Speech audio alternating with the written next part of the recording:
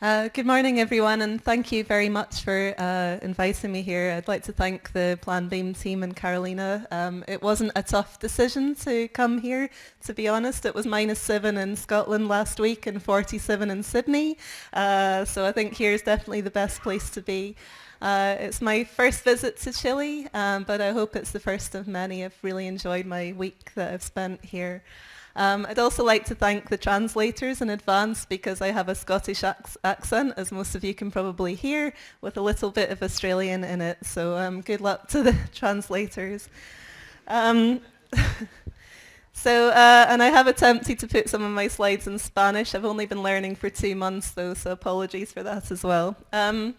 So we've already had a few descriptions of what BIM is, so sorry to go over it a little bit, but basically for me and for the company I work for, BIM is all about information, it's all about data, it's about managing that information. And actually we've just formed a brand new unit in our company that's all centered around data. So as a company we're saying we're moving to digital by default this year, and so it's really everything that we do is around digital now. It's bigger than just a 3-letter acronym. So it's about adding value, getting the maximum value you can out of the information that's available to you, and it's about being able to obtain that information when you need it and in the format you need it, so that you're not just constantly looking for drawings or documents about your assets, you've got it to hand. So what BIM isn't, it's not a single model of a building, it's not a single database, it's not Revit, so we keep repeating BIM is not Revit a lot of the time, but it's not ArchiCAD or Tekla or any of the other multiple softwares that you might hear of around BIM. It's not only 3D, so 3D generally does make up quite a big part of BIM in terms of just modelling your infrastructure, but it's not the only part of it. And it's not complete or perfect. It's not something you can just buy off a shelf somewhere. And we are in a transition period in the industry globally.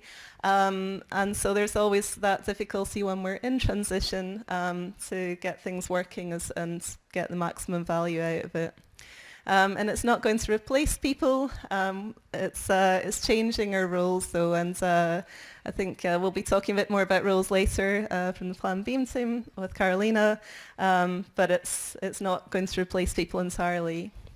So who's asking for BIM? So Carolina was also mentioning earlier about the different global mandates, so this is just a very quick overview. So the UK was the main trigger of this, I guess, and with the 2016 mandate. In Scotland, we do like to do things a little bit differently, so we think we can do things better than the main English-based cabinet, so we have our own mandate. And then other countries around the world have got different types of mandates to various levels. In Australia, I spent the last 12 years there, and there's no countrywide mandate, but we are starting to see local state governments and infrastructure bodies start to require BIM in their projects. And then as we go around the rest of the world, there's lots of other different mandates and requirements in place. Obviously finishing, as you know, with Chile. And we've got lots of government role models around the world are pushing for BIM. So we have Corfu here, but all over the world this is happening. And why? Well, everyone wants to save time and money, and they want to improve quality in their projects. And increasingly, carbon footprint is playing a big part in our projects. So how can we do things in a more efficient way that saves both our resources in terms of our day-to-day output of money and resources, but how can we help the planet as well? So you'll probably have heard of a lot of these different terms, hopefully if they're in the correct Spanish, being claimed about BIM and the things that we can achieve and do from using BIM processes. So I just thought I'd touch on the UK, so I'm sure quite a few of you are probably quite familiar with what's happening in the UK. But we had lots of reports. We're really good at writing reports in the UK, so over many, many years. So I'm just starting from 1994, but there were a lot before that. So these two were quite influential. The Latham report, it's called, and the Egan report. and they've all said that there's big problems in the industry, we're fragmented, we're spending more money on resolving disputes or legal problems than we are in research and development. And the Egan report was quite influential. It was carried out by someone who was the chairman of Jaguar, the car company, and he said we can learn from some of the things that are happening in the car industry and apply it to construction. And then further reports followed up and said, well, there's not much has improved since then. And then we were hit with the global financial crisis, and different countries were hit to different extents, but in the UK we basically ran out of money. So again, we did what we're really good at. We produced another report, so the government construction strategy in 2011. But this time we actually set what we call a mandate. So it's a requirement from the public sector that if you want to work in a public sector project, you have to be working using these processes. And we also put in a deadline. So this report was produced in 2011 and it looked forward 5 years to the 2016 mandate. And it said you have to be working in this way. So the actual requirement is here. So they required fully collaborative 3D BIM with all project and asset information, documentation and data being electronic. So that kicked in 2016. I was about to say last year, but the year before. And there was also a stretch target for what we call data validation. But the important thing to note in that is the collaborative part. They've also got our own Construction 2025 strategy that has these quite ambitious targets. They're not particularly based on any research, but they're sort of targets that the government wants to aim for and they think that they can make by using these new processes. So a lot of you have probably seen this graph as well. It's known as the McLeamy curve. And so what we're trying to do, as Carolina was just saying, is that we're trying to it's a new paradigm. We're trying to change the way that we're working. So traditionally we've increased the number of people or teams working on our projects as we move into construction. But that's when we start to discover problems, and so then it becomes very expensive to fix those problems. And if we could move everyone up front and starting to resolve things digitally or virtually, it's much cheaper and more efficient to resolve that. But to do that, this is quite a major change to the way that we work. And I understand that in Chile you tend to follow quite a traditional procurement process as well, where you involve more disciplines as you go through. But what the big aim is to try and change this way of working, and I think earlier we were talking about contracts, and so contracts can really help BIM. So we're seeing the end of what we call a master builder.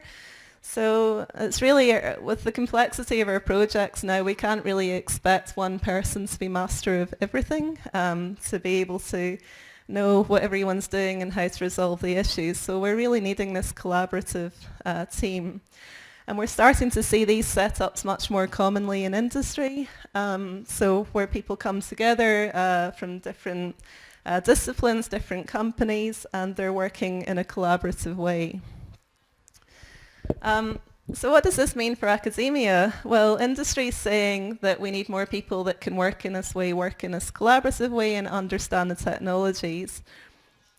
But we've got sibling rivalry that occurs, for one thing. So our different disciplines don't really trust each other. So I'm an engineer by background, but I have studied a little bit of architecture, but I don't tend to let that on too much. But yeah, engineers and architects traditionally don't really get on that well. Architects think engineers are out to destroy their beautiful creations, and construction managers think we're all just equally annoying. Yeah, it's sometimes a bit like squabbling siblings arguing over a toy. And so we have disciplinary silos in industry, but as I said, industry is trying to move towards this more collaborative process or way of working. But we continue to educate our disciplines in silos. So we have architecture, engineering and construction, so AEC. And increasingly we're starting to see data science have an influence. So maybe it's something that we need to think about for the future. Like, do we start bringing that into our AEC courses?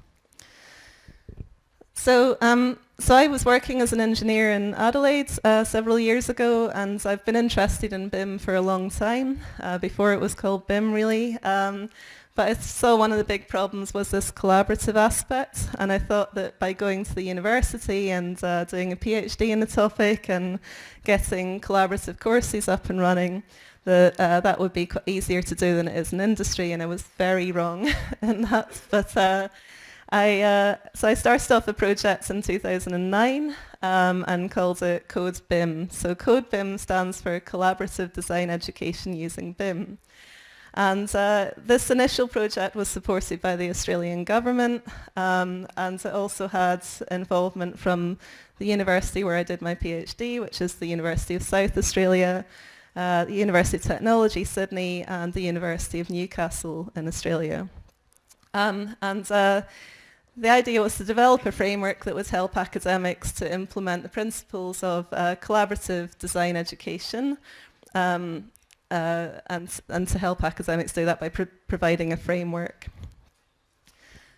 So some of the initial research I carried out, I wanted to see what was happening around the world, and I started with Australia because that was where I was based at the time. And I initially focused on the universities that taught all three AEC disciplines, with the logical idea thinking that all three disciplines together it would be easier to get collaborative programs going. So in Australia we have 11 universities that are what we call accredited to teach all three disciplines. So I basically went to the different professional bodies and looked at which ones accredited each program in Australia to tell me that that was the different disciplines that were available. I also did a bit of work looking at the US. So in the US at the time of research there were 27 different universities that teach all three disciplines. And also, as you can see with this table, I was looking at what type of engineering, for example, what type of accreditation, and I did a lot of searches to see who was teaching anything to do with BIM, BIM topics, collaboration.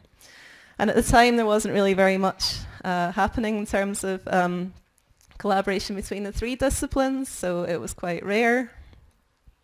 We had what we call pretend collaboration or role-playing. So you get quite a lot of classes that would have, say, a class full of architects, and they would put on the hats of a different discipline to pretend to be the engineer in their team or the construction manager.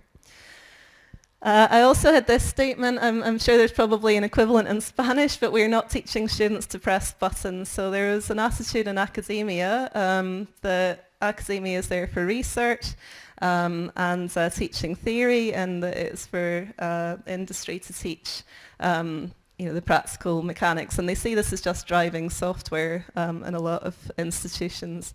But this is actually missing the point of BIM, as you've seen from all the other presentations even today. It's about collaboration, it's about a completely new way of working.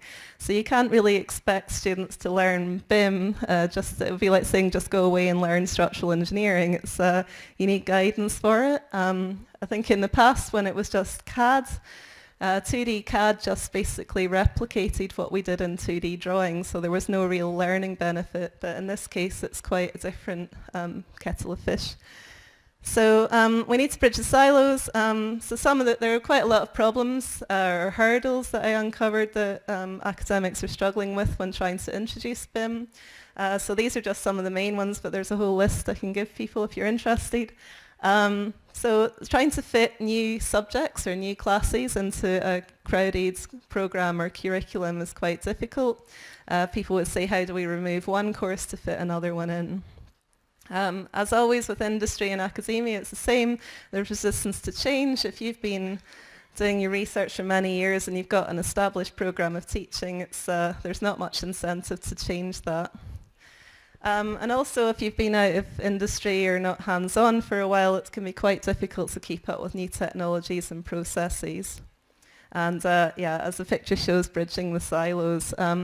So we have different levels of silos. So you've got industry silos, you've got disciplinary silos, and academia can be quite an isolating place to work. And so trying to even just work with colleagues from a different faculty can be quite challenging. In Australia and in the UK we also have problems with increasing class sizes. So I understand that in Chile it's, you have slightly smaller classes at the moment anyway, but as the funding's being cut back in Australia and the UK, they're making up for it by increasing the class sizes. So if you can imagine having a lecture hall like this size, it's very difficult to get people to collaborate, particularly at the undergraduate, junior kind of level, when it's just a massive class that you see once a week. There's also an increasing focus on research, so I've been quite heartened to hear that there's such a close involvement between academia and industry. Because in Australia it's kind of looked down on a little bit, academia. It's thought of as not being relevant to industry. That also exists to a certain extent in the UK as well. I think the States, it's a bit different, where they have more involvement or integration with industry as well. And I think that's probably why we're seeing more development in terms of BIM teaching in the States. Timetabling is a big issue, so if you've got multiple disciplines from different faculties, how do you actually get them all timetabled at the same time? And just resources, so classroom sizes, all the mundane things like that. So some of the important questions I had to address as part of my research. So at the bottom of the screen I've got the different accrediting bodies that we have in Australia. So you've got one body for architects, the Australian Institute of Architects. You've got Engineers Australia that represents all engineers. But for construction managers, as you can see, there's 5 main bodies, and a lot of the time they don't get on very well. So they each have their own different separate criteria that are very similar but slightly different. So some of the questions we have to ask are, when do we introduce BIM or BIM concepts? So my project particularly focused on undergraduate education. And there's several reasons for that. It's actually quite challenging to introduce change in an undergraduate level program. It's quite relatively easy to bring in a postgraduate subject because you can bring it in fairly quickly. You've got industry there to pay for it and everything else. But each individual class within an undergraduate program can take 2 years to change. Undergraduates tend to have come straight from school as well, so they've got very little experience. So you're trying to get them to understand how buildings or infrastructure fits together, all the kind of necessary disciplinary knowledge that they need. But if you try to introduce everything to do with collaboration and BIM and technologies at the very end of the course, then that doesn't work too. So, that was a tricky problem to look at. Another one, and that Bill will be talking to you a little bit about as well, is because he specialises in assessment of BIM. But at the undergraduate level, it's also looking at how do you assess whether people have improved their BIM skills, and particularly how have they improved their collaborative design skills. It's something that's not that easy to think about measuring. And also to get buy-in from all of these disparate professional bodies. So in Australia and the UK, these professional bodies have quite a lot of influence over our AEC programs, because if you want to become a practicing engineer or architect or construction manager, you need to get accreditation with these bodies. So they accredit the courses and they say this is what you have to teach, or these are the subjects you have to cover. So if they say you need to teach BIM or you need to teach collaboration, then that forces change in the universities. So as part of my study, I was also lucky enough to do trips to various places around the world, not Chile unfortunately, but I got to look at quite a few American universities in particular. So Penn State, you've probably heard a lot about. They're really at the forefront of BIM research and education as well. I also looked at Auburn University in the South. They have a very progressive construction management program.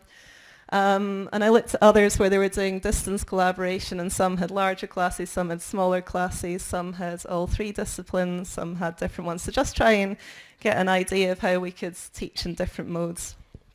So this is just an example from Penn State where they're collaborating with students in Ottawa at a different institution. So after all this research, I came up with a framework, and I call it IMAC, although I think here it's more like EMAC, but it's also my surname, Mac, so it works from that point of view. But the four-letter acronym is illustration, manipulation, application, and collaboration. So the idea is you're moving up through these levels as you go through your curriculum. So it doesn't necessarily have to correspond to each year level, but the idea is that you're working through these stages.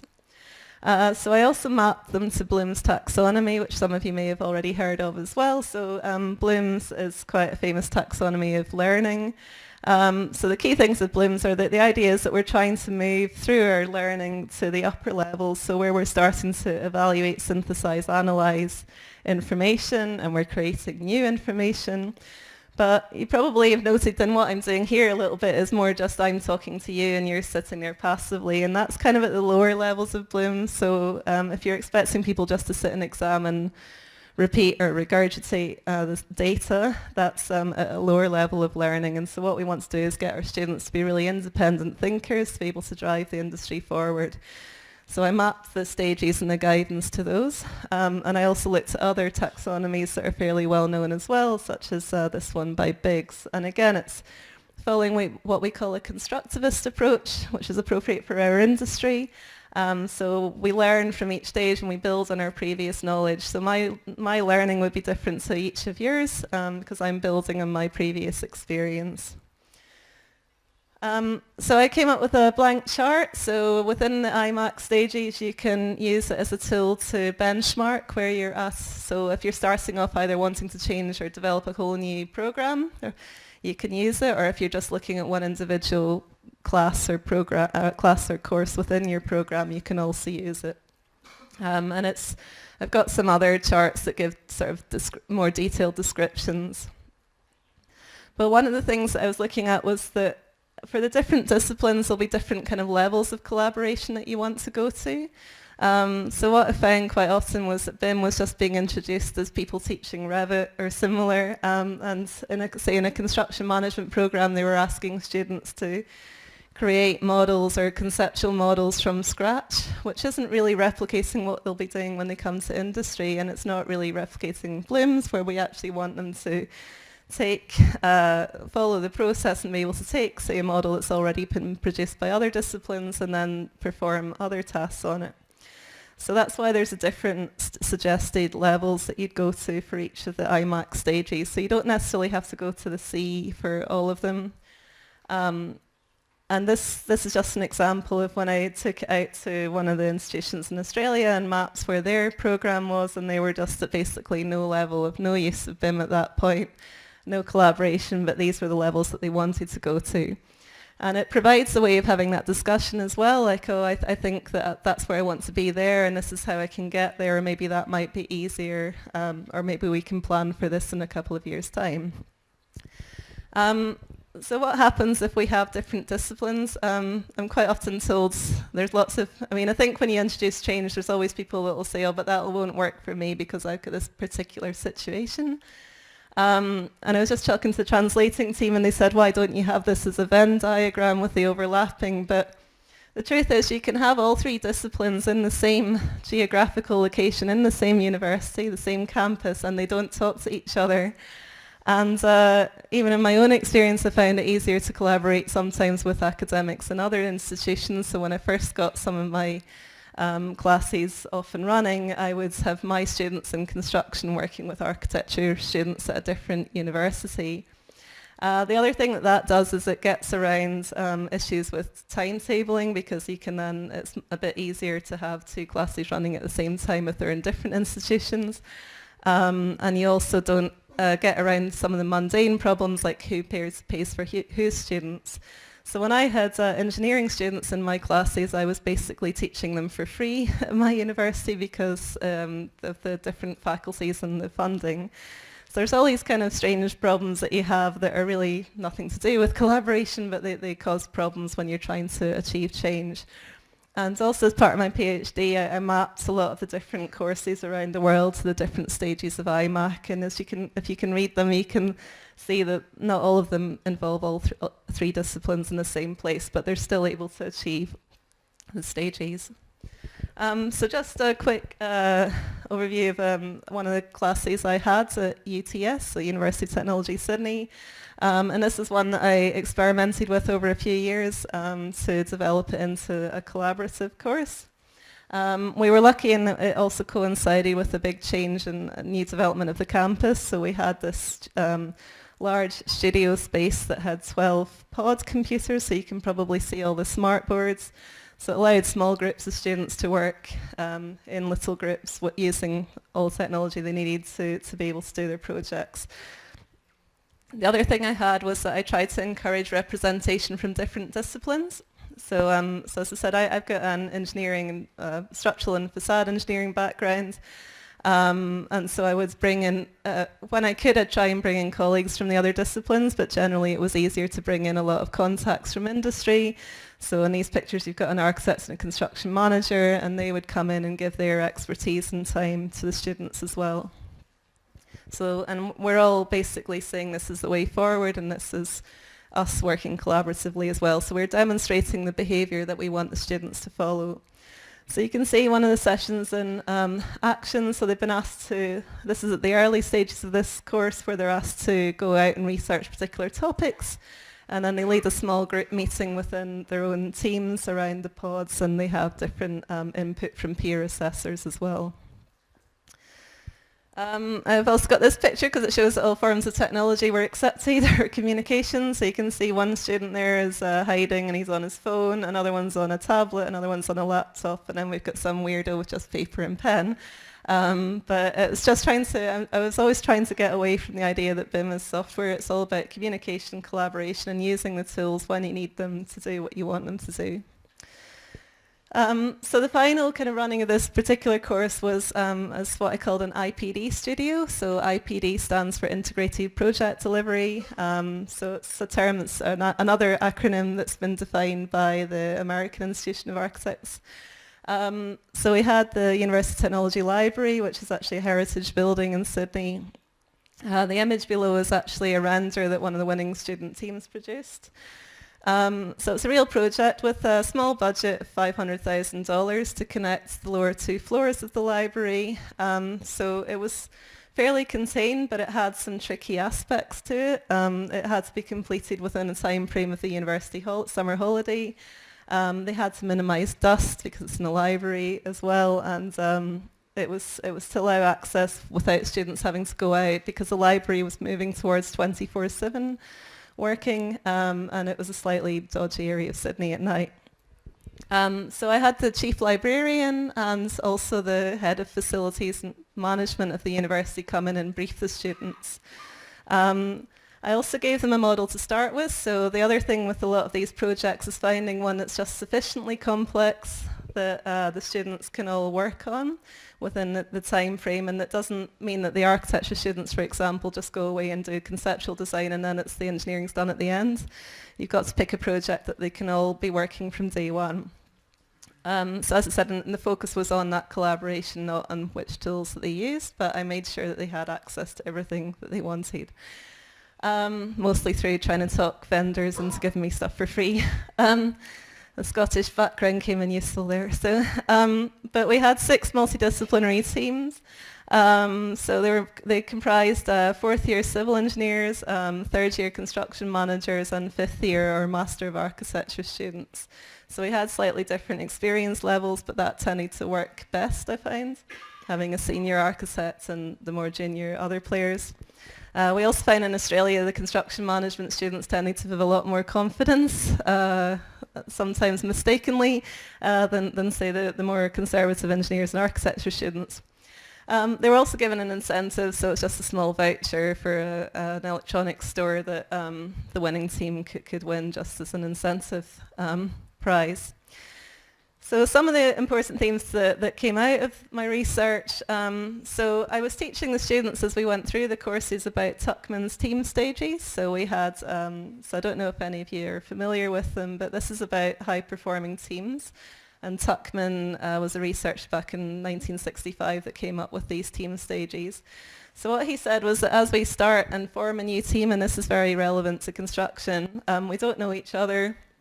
You're a bit on guard. and everything's a bit informal and you just meet each other for the first time. Then you get into the storming stage where you realise you've got to get going with this project. You're starting to battle for territory or authority, and people are still sort of establishing their roles. And this is where conflict comes up. And so I was teaching the students about this, but I also saw it in the classes that I taught, because I was changing. They were all used to having lectures like this, where they were just sitting here passively, and I made them do stuff every week. So there was a lot of resistance to that. There was a lot of questioning, challenging of authority, throwing the toys out of the pushchair, that sort of thing. And so they definitely moved into that storming stage. But then around about week 3, 4 of the semester, they started to see, oh, this is actually not so bad, it's quite good, I'm actually quite enjoying it. And they start to actually perform quite well from that point on, and it becomes less of a headache for their poor teacher. And then they get into the high performance stage, where they're all working together, they know what they've got to do, they're just performing their tasks. So Tuckman then came up with a later stage that he called, sometimes it's referred to as adjourning, so completing, or mourning, because you're mourning the end of a project. And in construction, the problem is that we also have generally is how do we get to that performing stage? We're also very bad at that last adjourning. So we're very quick to rush on to the next project. And we're not so good at actually sitting down and doing lessons learned. So I actually actively in my courses tried to build this stage in where we would actually have some time where they would have to reflect on how they'd performed and what they would do better next time. And that formed part of the assessment. So the other thing is you have to provide some sort of incentive or assessment because students won't do it. But I think we're all the same anyway. If we don't really have to do something or there's not a deadline, it can be quite hard to get motivated sometimes. So other things that I learned that are quite relevant to the Plan BIM side of things. So roles are very important, defining the roles, what you're actually going to be doing. So we need to have that clearly defined and well understood. And people taking ownership of those roles and feeling that it's theirs. Also, it might seem slightly counterintuitive, but if you leave the goals somewhat ambiguous, then it actually helps collaboration. So I actually ended up with the evolution of the course. I let the students to an extent set their own goals. So I had some very minimum requirements, and then I said, these are the minimum requirements I need from you at the end of the course, but you need to decide yourselves as a team what's feasible. And we'd actually have them put a proposal to us as the clients, so the whole team, the university and me, and then we would then feed that back to them and say this is what all of the teams have provided in an anonymised form, and that then promoted discussion about not going for the lowest bidder and what do you think is going to happen to this team that are all saying they're going to do like twice the number of hours for half the money. And yes, we do try to do that in industry, but it's also trying to get the idea to the students that this is about quality, not about the way that we've always worked. The other thing is having creativity in it. So it was quite interesting seeing the different disciplines and even the construction managers that, would at the start probably would just want to get a box done and out the door.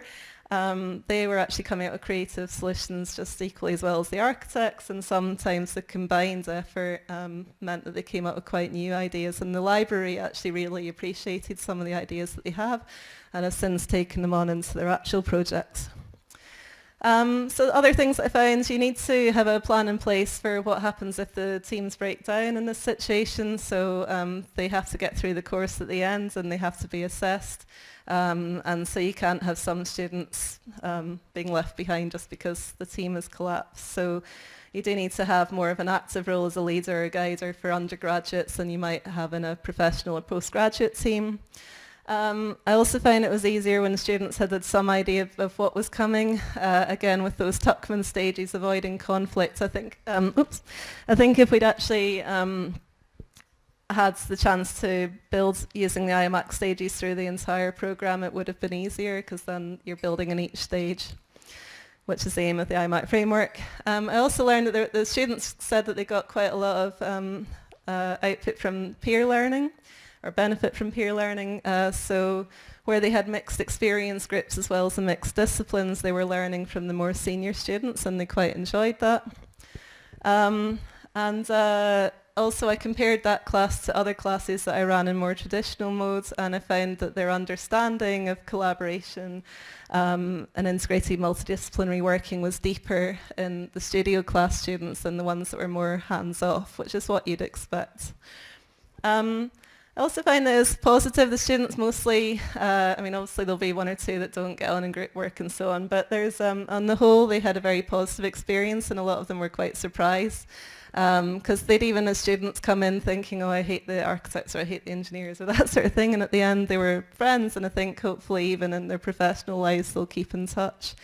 And it's also actually more interesting for me as a teacher to get more involved and have that creative involvement with them.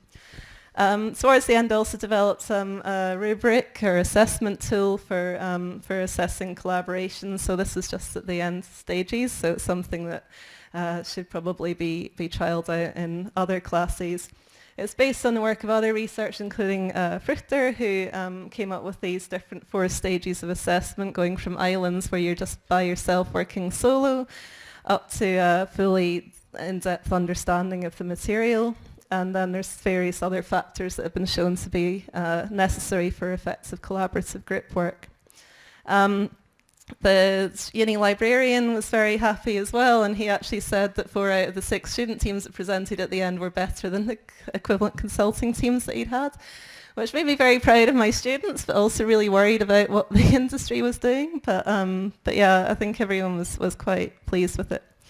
So that's kind of what I was doing in the academic side, but 6 months ago I moved to back to the UK and to Macdonald. And I was just mentioning to some other people earlier that we've actually just developed this whole new business unit. So it's called Digital Ventures or Digital Advisory, and it's all about how we can help clients adopt these new processes and changes and so on. But it's trying to move beyond BIM into the full gamut of digital. So I thought I'd just spend a couple of minutes just explaining what we're doing there. So we've been observing some of these global megatrends. So you've got BIM in design and construction. You've got focus on automation coming in more and more, as we heard earlier as well. Data science is becoming central to everything we do. So we're actively recruiting more data scientists within our engineering teams.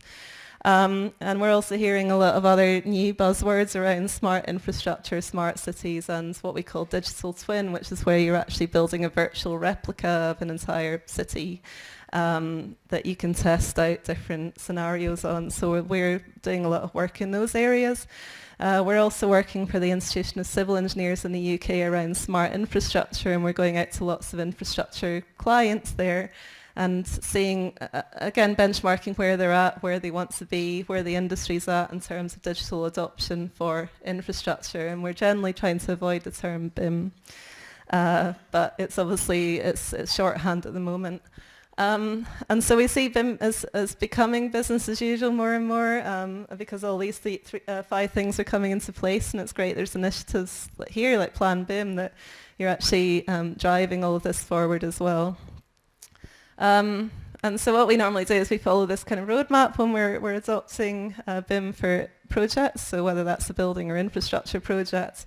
And it's moving through things like strategy, so standards, methods and procedures within your company, and then we move into implementation, managing information. And we're getting more and more interested in the ciclo de vida side of things. So this is something that's quite new for industry, but looking at the asset management or asset information management side of things, how do we take care of life cycle information? And there's a lot of hurdles with that to overcome as well. But this is the sort of area that we're in, and it's quite exciting for me. So I was having a debate with translators about the concept of T-shaped people. Has anyone heard of the term T-shaped people before? So it basically means that so with T, you've got knowledge or a little bit of knowledge of each of the other disciplines that you're working with. So if you're an engineer, you know what the architects and construction managers are doing, what they're looking for, what their typical problems are. But you've also got an in-depth knowledge of your own discipline, but it enables you to work in that more collaborative way. And so in my company, we're actively looking for these people. So we're looking for graduates as well as industry people that are skilled in this way of working. And we are actually also getting queries about training for companies. So it's all kind of come full circle for me a little bit as well. So that's my contact details. I've got Twitter as well if you're using Twitter for this page, or I'm happy to have a conversation with anyone. But I'll finish that there if anyone's got any questions. Thank you. Plan BIM, una iniciativa del Comité de Transformación Digital de Corfo.